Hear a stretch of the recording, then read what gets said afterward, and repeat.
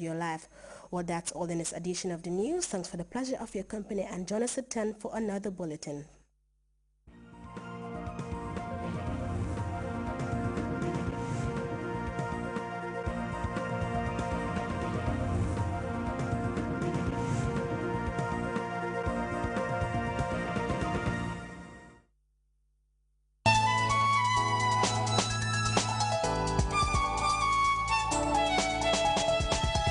Doesn't matter where you come from, doesn't matter what you've been through.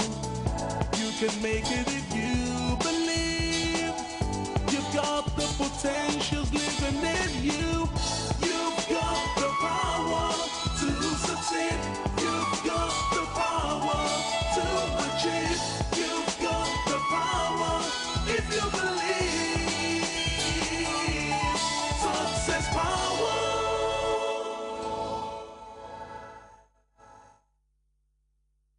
Welcome to Success Power. I read in a book talking about the differences between the way men and women communicate in marriage. And this person stated what your wife can say and what she means when she says a particular thing. For example, when your wife says yes, she means no. When your wife says no, she means no. When your wife says maybe, she means no, said the author. When she says, is that the baby? She means get out of bed and go and take care of that baby. You know, that's talking about the differences, you know, that we have between men and women. And the truth is that in most instances when people get married, they say opposites attract. So it's our differences a whole lot of the time that attract us to each other. I mean in marriage. So it's very likely that an extroverted person who is outgoing, who is sociable, friendly, happy-go-lucky, would be fascinated by the person who is introverted, who, without saying anything, a very good listener, you know, and the person looks composed and controlled. You know, that's a source of attraction to the extrovert. And then for the introverted person who is a deep thinker, who has no inhibitions at all as to talking, who finds it very easy to talk, who is humorous, who is lively. I mean, that can be very fascinating for someone who is introverted. So usually, I find it easy to fall in love and then to get married. But then, after we get into marriage, we now realize that those same differences create tension, they create stress in marriage. So we realize, okay, when you're introverted, it's good to once in a while, for some limited amount of time, come across an extrovert, let the person do all the talking, you do all the listening, have an exciting time together, but then you can retire back to your house or your room and enjoy the quiet time and the thinking and the reading probably that you love to do. But when you have to live in the same house, you know, in the same bedroom, sleep on the same bed with someone who can talk and talk and talk and talk and talk, then you find out that, oh, that ability to talk that attracted you, you know, begins actually to put you off because it's like the person is talking too much. On the other hand, the extrovert who marries a quiet person and who thinks, oh, fantastic, you know, it's just so wonderful to be around this person. This person is such a fantastic listener.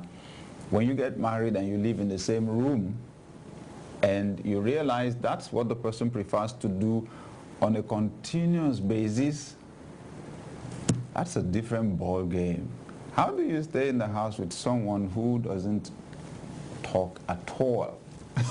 and you don't even know what's going on in this person. You don't know whether the person is angry with you or whether the person is happy.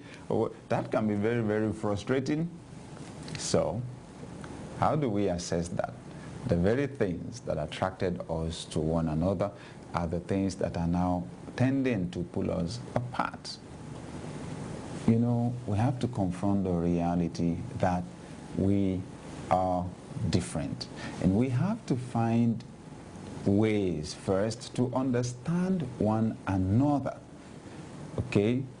To understand how we are different, to understand why we are different, and, you know, to learn to minimize the tensions that our differences create and to maximize on the opportunities that are created by those differences.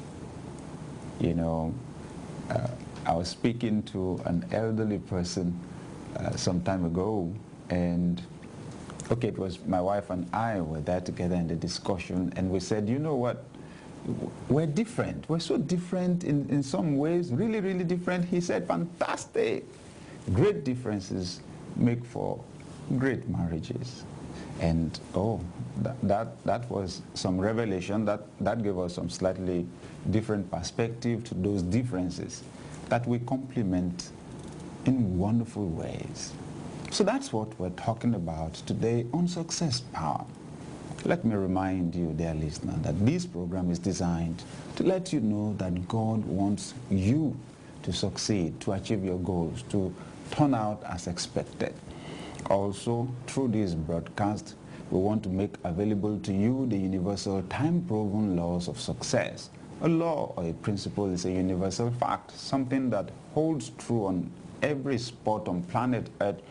It makes life, it makes success predictable. Once we satisfy the conditions of a law, the power within the law is released to aid us to achieve our goals. Also on this broadcast, we want to help you to discover the tremendous potentials the Creator has invested in your life. And finally, we want to ensure that you are free from every form of failure. Thank you for joining us on Success Power today. We're discussing the topic, marriage is teamwork. Please break. Success Power. Why do individuals fail? Why do nations stagnate? Why are countries politically independent but financially dependent? Discover answers to these and other questions in the book The Second Revolution by Sam Adeyemi. The book Second Revolution examines how colonization breeds poverty, low self-esteem, and the mentality of irresponsibility. The Second Revolution also teaches you how to break free from the mindset of slavery and lead your nation to freedom.